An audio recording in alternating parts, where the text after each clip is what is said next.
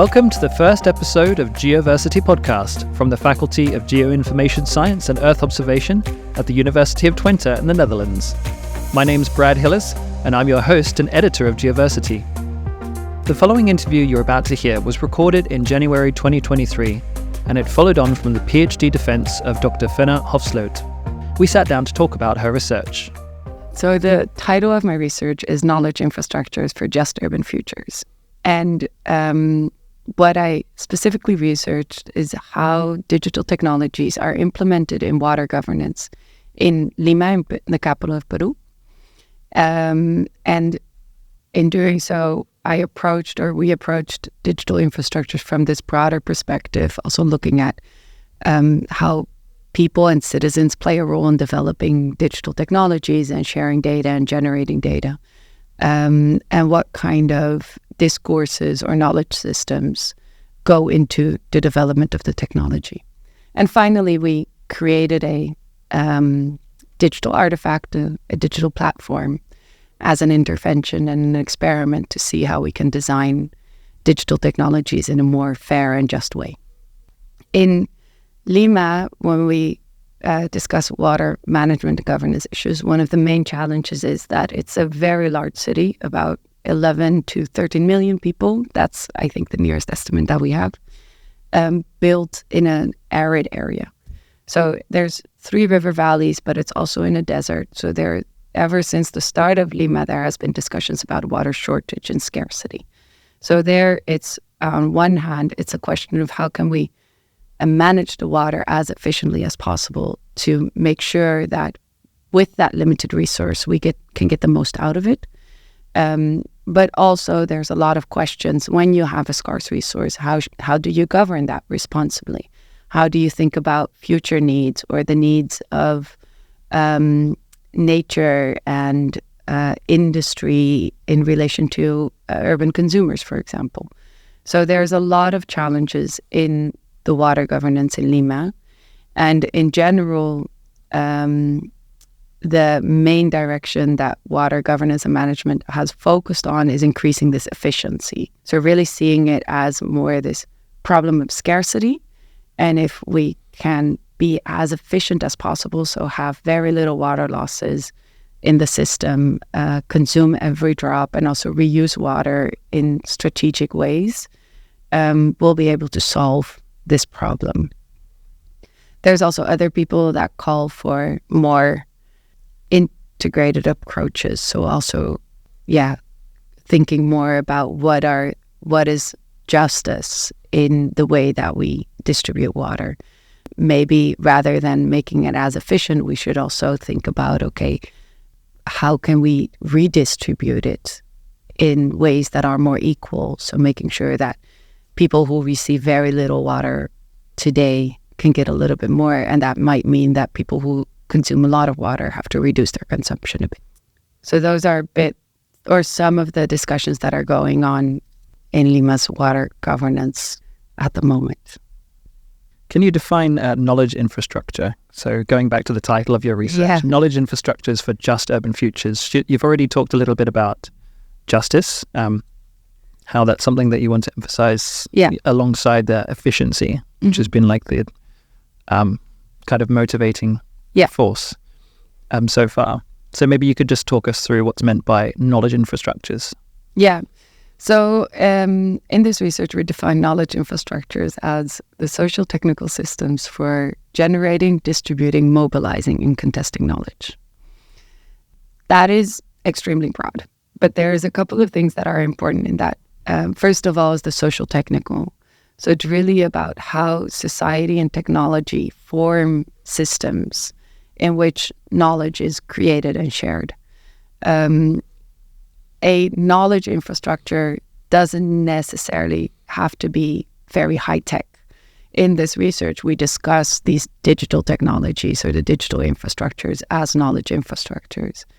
But there's also a part where we look into, for example, the indigenous knowledge from an Andean community and how they govern water and how they've shared knowledge about that and also created infrastructures. These are not high-tech infrastructures. They're ancestral. They've been there for literally centuries. but there are also technologies for managing water. So that all fits within that part of the definition which focuses on the social technical system. So it's society and technology focused on sharing knowledge. And then there's the part of the definition about like the generation, sharing, contestation, and mobilization of knowledge. And I think it's really important to consider those different aspects, because on the one hand, it's about creating new ideas, innovation as well. But on the other hand, it's how do those ideas actually sort of transform into interventions and planning and ideas for the future city. So that's where we think more in the direction of the sharing and the contestation and the mobilization of knowledge. Why is contestation important? It's important because there are certain more dominant ways of thinking about water governance and water management. So, for example, in Lima, the more dominant way has focused on efficiency and a more neoliberal approach to water governance. So, in its essence, it's seeing water as a resource that can be commodified and that people have to pay for their consumption. That idea is now being contested more and more through different types of frameworks, right? So there's a push to see water more as a human right, that it is a basic need. So that also challenges the idea of it being a resource and being commodity. There's also, coming from indigenous communities and in Peru, specifically Andean communities, this push to see water from an holistic perspective, so seeing also or considering water's spiritual properties. For a lot of people, water is a very spiritual being. It's considered a deity, part of life or life itself. So there we see that it already goes to the definition of water that is being contested. And then also from there, the whole idea about how we should govern water also becomes contested. So I think including contestation in the definition of knowledge infrastructures is important to open up our thinking and consider the ways that these dominant narratives are constantly challenged and contested through other ways of thinking and other knowledge infrastructure. So it's about making space for these other kinds of beliefs. Yeah, exactly. Interesting. And so in amongst all of this are data technologies. Mm-hmm. So how are data technologies meant to improve management? You've talked about efficiency, so presumably it's largely focused on that. Mm-hmm. What are you talk about the promises of the technology. So what are the so-called promises of these data technologies, and what are their actual effects? Yeah, so these data technologies, so to perhaps make it a bit more specific as well as what we're talking about, or what I'm talking about when I talk about data technologies. In the research that we did, we're specifically talking about, for example, water meters to measure household water consumptions, but also the really large dashboard that is created, or sort of this control room that the water company has, in which they monitor all the water flows, how high the pressure is, if people have paid their bills. So all that data is coming in from sensors and meters in the system, and they can exactly see what's happening where. That's talking about the formal infrastructure, of course. The places where informal infrastructure has been created, they have very little oversight. But the promises that this technology gives, and that the central control room sort of gives, is this idea of control and oversight, modernization as well, and ideally also efficiency. And it has helped in a lot of those things. So with one of the most important advancements made over the last couple of years in Lima's water management system is that with the implementation of the household water meters and the sectorization of the water distribution system, they have been able to reduce non-revenue water from 45 to about 25%. And non-revenue water is all the water that is lost after it leaves the water treatment plant and before it reaches the end consumer. So about 45% of all the treated water was lost somewhere in the system due to leakages, ruptures, or just cycling through the cracks.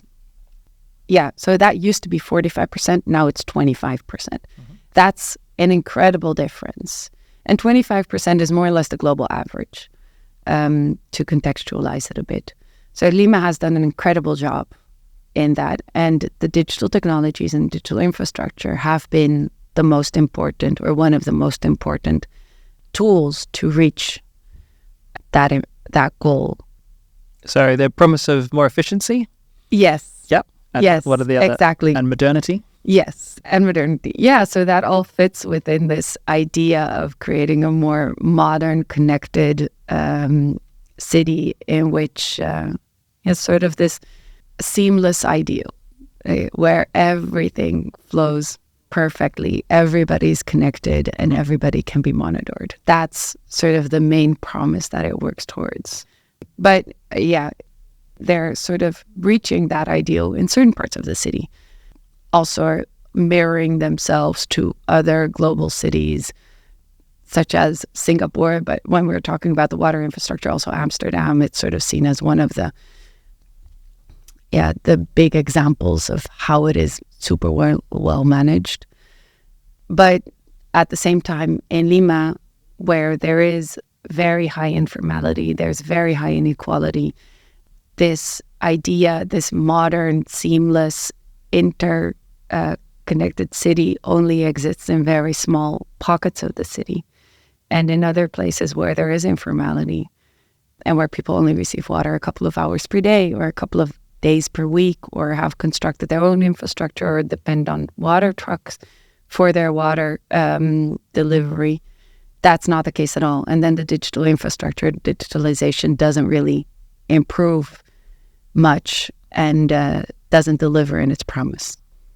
Yeah, in the beginning of your thesis, you have this pretty striking picture of sort of division between two neighborhoods. Yeah.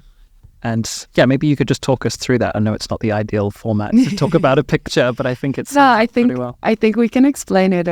Well, I'll try to explain it in a way that visualizes it. Yeah. So the picture it shows, it's an aerial image, first of all. So there's bird's eye view of the city. And in the middle, you see a line going through. And that's a literal wall that has been built between two neighborhoods. And on the one side, you see this very affluent suburb with swimming pools, green areas, large villas. You can obviously see it's one of the richest areas in Lima. On the other side, on the image, you see a lot of small houses very close to each other. There's no green area at all. There's no green spaces and absolutely no pools either. So it shows this duality that exists in Lima. On the one side, people have access to water to irrigate these green areas and fill their pools. And on the other side, a large part of the population that's in San Juan de Miraflores is not connected to the infrastructure at all. Those are the people that are waiting to be connected and have perhaps been waiting for 10 to 20 years. So it illustrates in a very visual example this injustice that exists. And I also explained that this is not necessarily, it's not only inequality that we're talking about. Inequality would sort of assume that it's just the way it is, or it's a misfortune. But it really is an injustice because it is so enduring and structural. And the people in power the people in power haven't stepped up to the responsibility to overcome these structural injustices in the water distribution system. So do you mean to say that by calling it inequality, it sort of assumes like a natural order of things almost, whereas and that tends to let those in authority shirk their responsibilities? Yeah, I think so. Yeah, I specifically want to use injustice because it does put that responsibility more to the state, to people in power, to the authorities, rather than thinking about it as, okay, we're just not there yet, or we're working on it. That's not necessarily the case. Of course, there's a lot of people working for Lima's water company that are doing a tremendous job, and they're doing their best to overcome these injustices. But at the same time, there's also a lot of vested interests, and there is, for example, not making that visible, not including it in the data is also very strategic. Because if we don't have information about how many people do not receive water on a daily basis, are not connected to the infrastructure, it's also very difficult to hold authorities accountable. Because they can say, well, it's only 4% of the city. So 69% of the city is connected to the infrastructure, and only 4% is not yet connected, because those are newly urbanized areas, and we're always going to be one step behind of urban expansion. That is, like, they're very right in saying so. In a situation like Lima, it's incredibly difficult to plan infrastructural development because the city is constantly organically growing in ways that are very difficult to anticipate. At the same time, there's also people that have been living there for 20 years who have continuously tried to apply for the water infrastructure. It took a very long time for them to get a land title or a formal, sort of proof of possession that they live there. And then on top of that, it takes a very long time to actually be connected to the infrastructure. So there are also structural issues in this process, and it helps authorities that there is unclarity about the amount of people that are waiting, where they exactly are, because then it's more difficult to hold them accountable for the lack of action. Yeah, so there's a lot of people that are kind of invisible. Exactly, yeah. As far as the data is concerned. Yeah. Yep. Okay, so maybe we can talk about the digital artifact that you designed. So you mentioned that you designed an artifact, and can you just tell us about it and what sort of design principles guided its development? We created, and perhaps it's good to explain a little bit who we is. So in collaboration with an NGO in Lima called Foros Ideas para la Vida, or Cities of Life Forum, I think would be the best translation, and a researcher at the Information School of Sheffield, Andrea Jimenez, we worked together in developing the Observatorio Metropolitano de Agua, the Urban Water Observatory for Lima and Callao. And this is, in essence, a website. Very simple. But in that website, we can collect information about the water infrastructure. So citizens can share how much water they consume, at what times they consume water, if they have a regular or irregular connection, and what type of connection, how they receive water. So we collect information about all those different indicators, and that data is then shown, illustrated on the website, and can be downloaded as well. So in essence, it's a website that collects and distributes data about the water distribution system in Lima. But we wanted to create this because we didn't have this information. And it's important to have the data in addition to all the testimonies that we already had about people not receiving water, or, for example, only receiving water for between 1 and 2 at night, because data is a very powerful tool to visualize and communicate the injustices that there are. So we started from this idea that we wanted to visualize the water injustices in Lima, and we needed data to do so.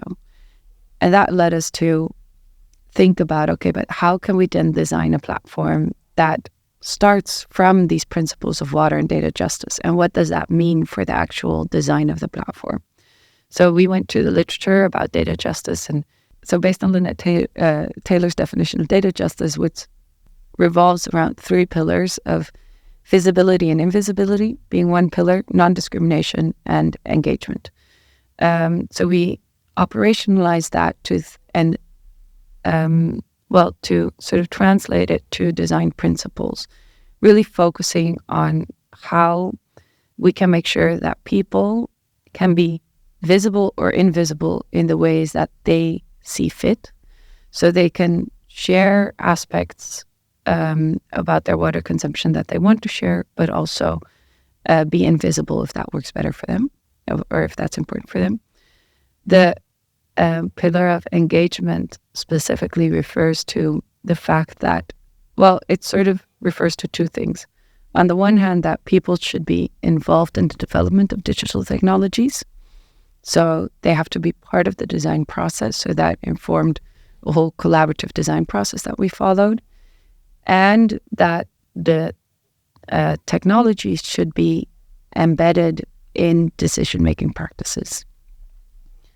And non-discrimination specifically also means that the tool we develop has to contribute to overcoming injustices and support people that are fighting for a more equal society, and in our case, a more equal water distribution system.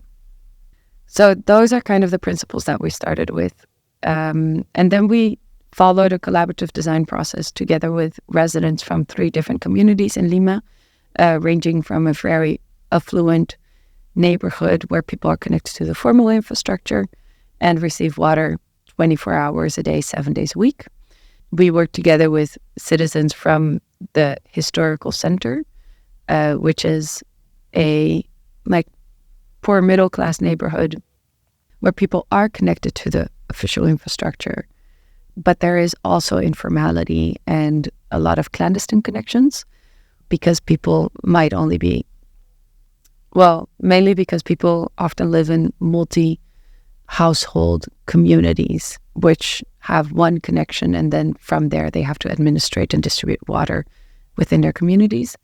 And the third community that we collaborated with was people from a very peri-urban neighborhood, newly constructed, informally and unplanned, where people often are still waiting to be connected to the infrastructure. So they receive water either from trucks that deliver water to those communities or through self-constructed networks that pump the water up and then redistribute it amongst the households. And so, practically, what did this collaboration look like? Did you have workshops and? Yeah. We started this project when I was on fieldwork in Lima, and we started with a series of focus groups. First of all, to identify what the main issue was that we wanted to focus on. So we had this idea of creating the Observatorio, this digital platform. But together with residents, we wanted to identify what is the main problems that you're facing and what are the indicators that we have to include in the Observatorio. So that's what we focused on in the first series of focus groups. And then afterwards, we tried to build on that to think about, okay, so what kind of interventions can we create? How do you see also your role within the infrastructure? And how could the Observatorio support you most in making the system a little bit better according to the ways that you see fit? So that was the second round. And then the third round was actually designing the platform. But unfortunately, we were planning to do that in person through a series of collaborative design sessions. But then the pandemic hit. And I returned to the Netherlands. The researcher that was going to lead that part of the research wasn't able to travel to Lima. And also in Lima, of course, people weren't able to meet in person. So we had to switch to online focus groups and online conversations. And this worked to a certain extent. but it wasn't as collaborative, and we weren't able to follow this co-design methodology that we had thought of before. And were some people able to not able to participate because they didn't have access to? Well, we did. So there were definitely less people participating in that part of the research than when we were able to meet in person. That is probably partly because of a lack of access. Although we tried to make it as easy as possible to connect and to participate through different ways. First of all, we used media that was already used. So our main form of communication was WhatsApp and Zoom. And both of those were already widely used and are easy to access without using too much data. So also in the Zoom calls, a lot of the times we only used audio and not video. We weren't able to use other sort of collaborative design media such as Miro or Trello, or there's a whole suite of those kind of platforms that facilitate collaborative design. But we weren't able to use those because we were working with people from low resource communities that can only access internet through their mobile phones and are not able to use a lot of data, or we had to make sure that we didn't use too much data in our communication with them. So we tried to make it as accessible as possible, but we definitely weren't able to include everybody in the way that we hoped to include them beforehand. So yeah, it was a challenge. It's perhaps important also to explain that the website is only part of what we sort of call the Observatorio. The website is the tool to make injustices visible, but in the end, the Observatorio also includes the people that are involved, the way that that data and that tool is then used to advocate for a more just system. So it includes the NGOs that are involved, or the civil society organizations. It includes the researchers that we collaborated with and the citizens that have been a part of this as well. So for me, in thinking about what the Observatorio is, the launch event that we're organizing is very much part of it. So there we're bringing together officials within the water governance system, so the water company, but also the supervisory and authority and the local water authority. They're going to be there together with citizens, and we're going to make sure that citizens and the residents that we collaborated with get the opportunity to speak and are hopefully also heard, although it's no guarantee for that necessarily. But so bringing together these different voices and perspectives and putting them in one room where they have to talk to each other is part of the Observatorio project. And that sort of ties back to this definition of knowledge infrastructure as being the social technical system. So bringing together technology and society and people for not only generation, so that's what the platform focus on, generating data and also sharing it, but then the launch focuses on the mobilization and perhaps also the contestation of the knowledge that we are producing through this platform. Yeah, so the Observatorio is more than the website. It's a process and exactly a way of bringing multiple perspectives together. Yeah, exactly. Just to wrap up with some final questions, I just wanted to ask more generally about your experiences working in Peru. So just generally speaking, how has that been? And are there any particular experiences, good or bad, that stand out to you that you'd like to share? It's been lovely, honestly. I had a really great time. I enjoyed Lima as a city. There's not a lot of people who really love Lima, I think, when they only visit for a couple of days, but it's one of those cities that you learn to love while you live there. The people have been great. The food is amazing. All those stories are very real. It's the best food in the world. So that made the experience of living there and working there really nice. But at the same time, it's also weird and confronting being a Dutch researcher, living and working there for a while. I learned a lot about my position in the world, the privilege that I have, the fact that being Dutch and white and being affiliated to a Northern university opened so many doors gave me a platform to speak, while others who have a lot of expertise about the issues that we're discussing will never be heard in the same way that I am. So that was confronting, but also very important to learn, and something that I take with me in future work that I'll do. Yeah, so maybe that's sort of. And then, presumably, with the Observatorio, that's something that you hope to exactly, if not rectify, but at least do your best to make space for those voices. Exactly, yeah. So being part of that project, and also being able to dedicate my time and resources as well in making these injustices invisible and trying to give voice to people that are not heard as easily as I am, is a way to, sort of rectify it, or at least try to contribute in a way that I hope helps people who have been working to improve the water infrastructure for decades already, support them in their struggle. Fenna, thank you very much for talking to us. Thank you very much for the opportunity. Thanks for listening to the first episode of Geoversity podcast. Make sure you come back to check out our future episodes. Upcoming topics include geohealth and geotechnology ethics.